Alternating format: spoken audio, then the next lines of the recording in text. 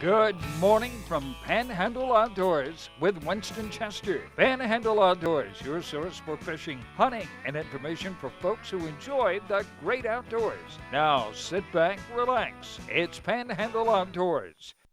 Good morning, folks. Welcome to Panhandle Outdoors. I'm Winston Chester. Glad you're here this Monday morning. What a way to start the week. Right here in the middle, literally the middle of the summer, and some of the hottest weather we have is always July.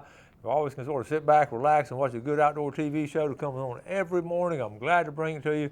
Great sponsors. We work hard at it with Jeff Peck back here working hard, and we just enjoy bringing it to you. So thank you all for your viewership.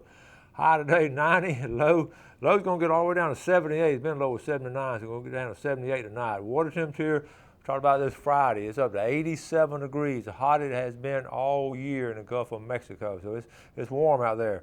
Okay, take a look at our tide chart. Folks, we're in some neat tides today now. This is really doesn't look very promising. You can do some inshore fishing. High tide at 6:26 this morning, low tide at 9:09.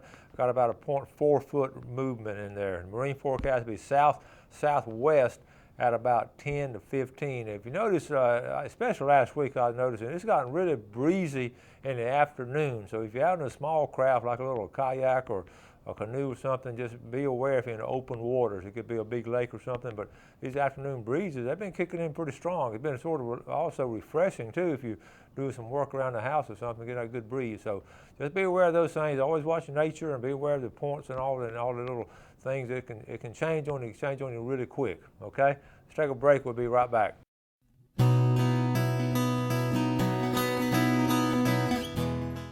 All right, welcome back. Let's get started. I'm going to add a name here. Ernie Cox from Wages Pond. Up there, I've got to talk to Ernie. He called me, and we're going to add your name in here. Remember now, we got it when we redo it every year in January. So we're going to run this through to till the end of December, and then we'll add them again because people move in and out, and so we like to redo it every year. If you enter a couple years ago, don't mean it's going to stay in. Okay, so redo it every year. All right. Now let's get started. I get tickled sometimes about my organization. I try to do a really good job being organized, but last week I was telling you some things, some late summer things to do that would be interesting to the all-around outdoorsman. And I started on it. 2 different shows last week. I started on it and didn't get finished. I just got started on it, and so anyway, I told myself over the weekend I'm going to finish that. Summer activities for the outdoorsman, for the all-around outdoorsman. I like to use that term all-around outdoorsman because there's so many things out there, and a lot of people just sort of specify and get specific in, bass fishing or red fishing or turkey hunting, whatever. And I just love all of it. I guess that might be a weakness on my part. I absolutely love to do all of it. So anyway, here's some things to do this summer, okay, in the later part of the summer because we're about to hit late summer, early fall. So anyway, all right, I did talk about these 2 things. I've got 10 on the list. 5 of these things you can do at nighttime when it's cool. That's why it's so popular this time of year. One, of course, I talked about trot lining and setting out bush hooks. I mentioned that last week. A lot of y'all know about it, and it's important that you do it in the right way as far as staying safe and all. Always have your life jacket on, and we'll get more detail on that later on. I plan to do some of it down at Howard Creek before too much longer. Okay, I used to do it up on the Oclotney River. Number 2 is flounder gigging. We're about to hit the stage. You heard talk to Captain Kim from Carabel. They're gigging some down there in different bay systems, Oclotney Bay and also Apalachicola Bay. They're starting to gig them a little bit. They haven't started migrating. So that summer floundering is excellent. Okay, so that's 2 night activities. Number 3, just take a massive snorkel and go out in some knee-deep water and salt water around the jetties or around Shell Island or just anywhere or down on the coast and just go snorkeling and look at all the things. One of the best bays in the whole state of Florida is St. Joe Bay as far as clarity, and you can just see all kind of things. You don't have to go there and go scalloping, but just go out there, have a little poke pole with you, and just go. You take a massive snorkel and take a kid with you, and they're fascinated with all the creatures they see under the water. So that's number 3. Number 4, cast netting. Cast netting mullet. I got a picture in last week. Old Junior Reynolds went over to Crooked Island Sound and got 16 mullet. Okay, just throwing his cast net. So that right now, the time of year, those mullet are starting to get get a little bit bigger. Been fattening up all summer, eating a lot, and getting ready for the fall run. So it's early for it, but right now, mullet are looking good. So don't forget the cast netting. That was number 4. Number 5, talked about a lot. To show you a lot of pictures. Frog gigging, okay? Frog gigging. You can get up close to them. what technology has done over the years, especially, is the brightness of the lights and all. Back in the day, we'd use a old flashlight, old railback or something, and try to find them. But now you don't have anything. You got these big old spotlights, looks like you're at an airport or something. So you can find them over there. Keep that headlamp on and use both hands. And so frog gigging, especially around that Weewall area, Apalachicola, up there around Tuloja, and over here on Choctahatchee, frog gigging, and those frog legs, I'm telling you, if you've never tried fried frog legs, you're just missing out. It's really good, it really is. Okay, number 6, photography, outdoor photography. I mentioned this a lot. I'm gonna show you some pictures a little bit later on, especially early in the morning and late in the afternoon when, the big key word on photography, of course, is light in nature. So early in the morning, you got some good light, and late in the afternoon, you got some good light. So, and it's cooler. So don't forget about outdoor photography. I get pictures in quite a bit. A lot of them are taken on the phones now, but you can get a good camera and really get some outstanding shots with the clarity and that kind of stuff with those new cameras. Okay, number 7, how about this one? I was thinking about this last night. Just ride in the woods. You turn on air conditioning if you want to, if it's the middle of the day, or let the windows down late in the afternoon. Ride in the woods. Get your old truck or Jeep and something. Just ride through some of these trails. A lot of these management areas are open and open to public, and just ride through them. And if you hit a mud puddle every now and then, that's good. Just riding in the woods is fun. Okay. Number 8, kayak and canoe in a creek. There's so many creeks around here, all the way, over all the springs up on the western, up in Washington County. You can find a creek here. We got Wakulla Springs, and if you get hot, just jump out of the boat and cool down and get back in the boat. But it's a lot of fun. Spring, especially, these natural springs are just downright beautiful. If you never have been around them, they're just a lot of fun. So that's a great late summer activity. And number 9, crabbing. Go crabbing. The crabs, they're molting out. They go through stages all through the year. And I'm seeing a lot of crab traps out, which you're telling me that summer crabbing is good. And you can do that at nighttime. Take a net, take a good light with you, and just walk along the bay areas and make sure you got some good shoes and all. And that's a great family activity, crabbing, walking on the beach, and you'll get some. And they're good to eat. And number 10, this is a good one here, wild hog hunting. It's summertime, this is nighttime now. And best bet is you'll call Paul Stokes up there in Alpha, and he'll take you on a trip with night vision and all. But if you don't want to do that, I've got a little note here. There are all kind of wildlife management areas that allow hog hunting. Sometimes it's dog hunting only, sometimes it's still hunting. I'm going to just give you a couple in our area. You can check out the wildlife management area to see if they can do it. I'm going to call out the Apalachicola, the Bradwell unit. That's got to be the Carl Bradwell unit up there in Oklahoma. And July 15th and 17th, hog hunting, open up there on the management area. Okay, let's go down to the Apalachicola River now. The Apalachicola River is in Franklin and Gulf County. The Bradwell unit is in Liberty County. So Franklin and Gulf County, you can go July 15th and 17th. That's this weekend, hog hunting there. And I'll go down to, this is called Beaver Dam Creek in Liberty County. I'll be honest with you, I do not know where that is. Beaver Dam Creek, I'm sure I've been close to it, and I've been here all my life, but it's in Liberty County, Beaver Dam Creek Wildlife Management Area. I'm going to make it a point to find out where that is. But anyway, they got a hog hunt coming up in August, and 1 or 2 more, the Box R Ranch. Everybody know where the Box R Ranch is just before you get into Apalachicola. Their hog hunting dates are August the 12th through 14th and September 9th through 11th. So that's a couple of weekends, and you can do some really good hog hunting. Now, big thing about it, if you shoot a hog this time of year, it's hot and everything, so you want to make sure you get that get ice on the hog really fast and get them up there. But man, that's some good eating. It really is. So, how about a lot of things to do in the summertime around the Florida Panhandle? That's it right there. I'll take a break and we'll be right back.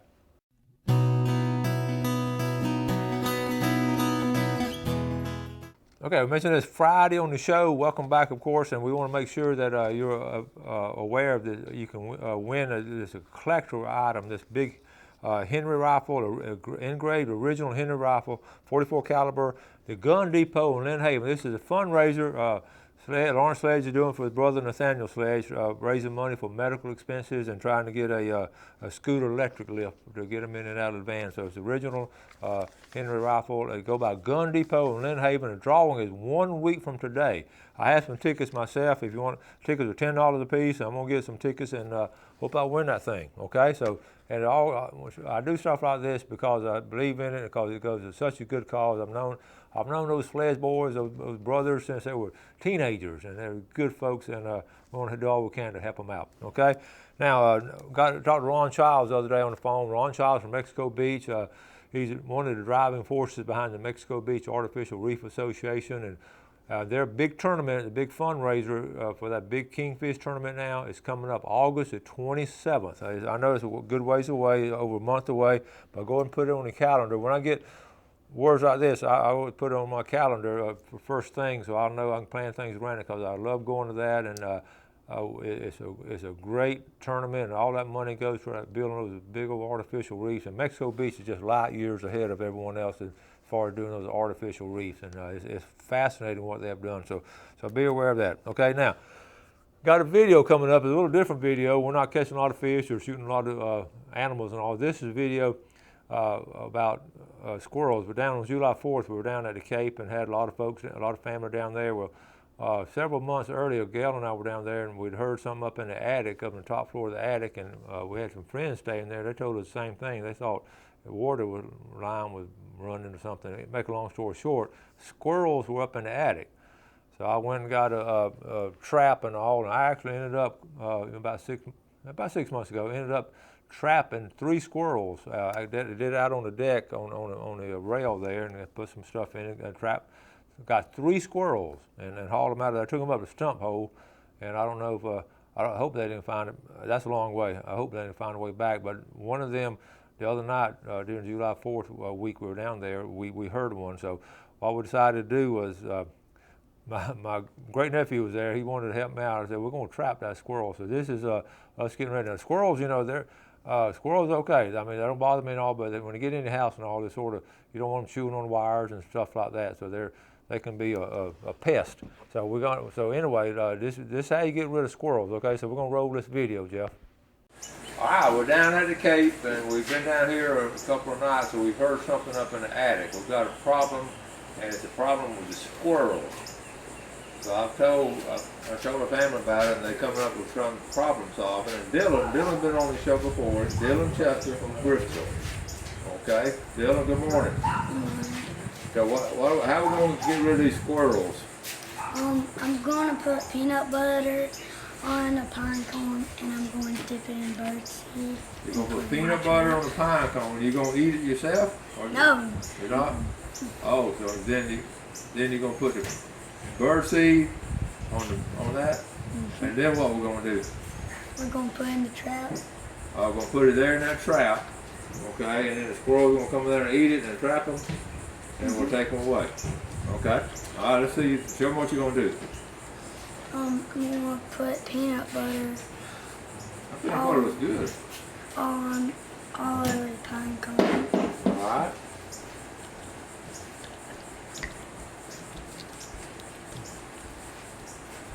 Don't get it on the hand.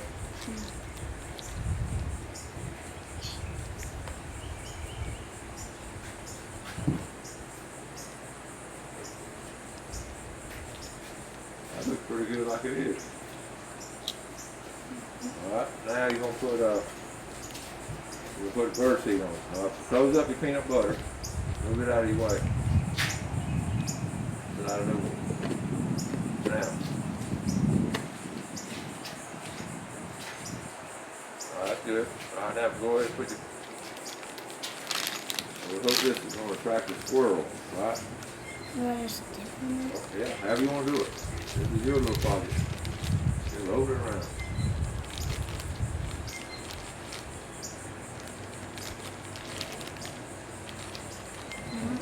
All right. That's good.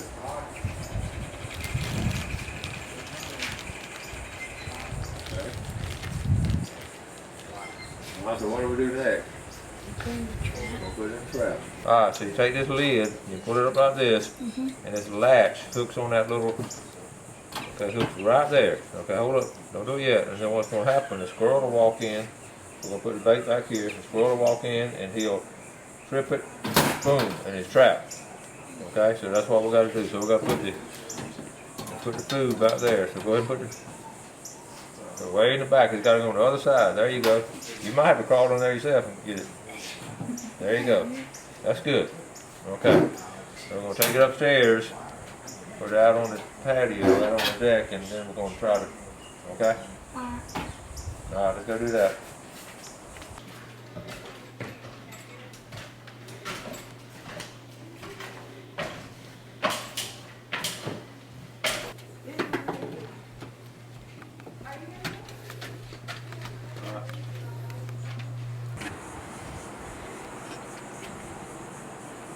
I'm going to turn around and face it this way.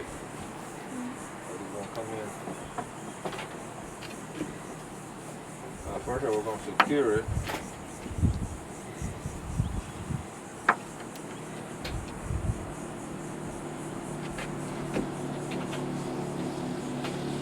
That's going to interfere, so we're going to secure it back here.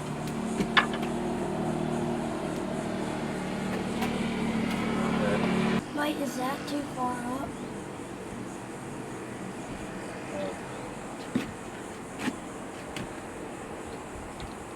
Yeah, how's that? Now we got to set it right here. Set. Okay, it's set right there. All right, what do you think? It's good. Think it's all set? Okay. All right, we're gonna see what happens. You ready? Mm-hmm.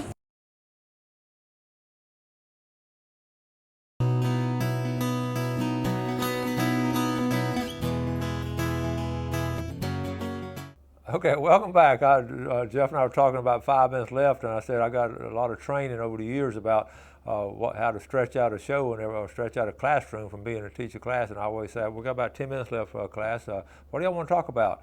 And 99% of the time they'd raise hand. Coach, tell us a story. So that's how these stories evolved all these years and all. So I can't ask you what you want to hear, but anytime you want to hear something special, email me or call me, we'll talk about it.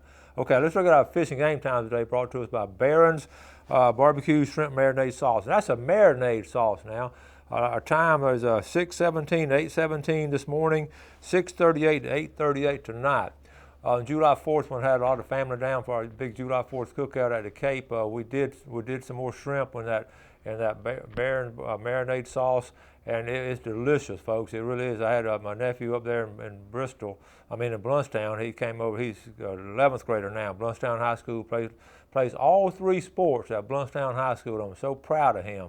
This would be my brother's grandson, Hunter and Tucker Jordan. This is Tucker, and Tucker. I saw he got a big old plate full, and he over there eating them. And he came back for seconds. I said, Tucker, you enjoying them? He said, yes, sir. I had 27, and he ate 27 shrimp. Came back for seconds. So that's good stuff. So try it out. All right, let's look at a couple of pictures here. All right, check this out. How about some square hooks? That's the latest thing. You saw it first here on Panhandle Outdoors. We have the ICAST convention coming up pretty soon, and down in Orlando, and I'm getting bombarded by emails and all kinds of things, or new inventions and things they're going to be trying out. And I just had to share this with you. I'm going to go by that booth. I'm going to go down there and check it out and see what all they have. But that's fascinating. They got a big store behind it. I won't bore you all the details, but they're convinced they're going to sell some square hooks. So we'll wait and see. It's amazing at how people think about things. That he said, why don't you use those round hooks? Why don't you use a square hook? So we're going to see how that goes. All right, I always talk about outdoor photography, and Tom Gurley, who used to be working here with us at Fox 28, he's retired now, but he's an outstanding outdoor photographer. He also takes pictures of a lot of old churches and all throughout the South, and he sends a lot of pictures to me, and I love showing them, and he spends a lot of time at State Park.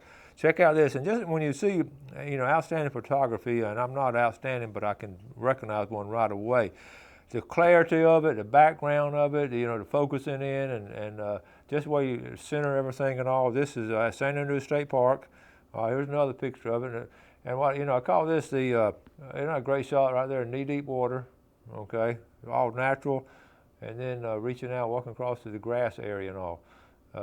Jeff wanted to know if there's a gator anywhere. I don't think, I hope he didn't show a gator, but anyway, I call that a summer brown. The deer, if you've been out in the woods and all, we saw some last week at the St. Joe State Park. I call that a summer brown, where they're just really a vibrant brown color.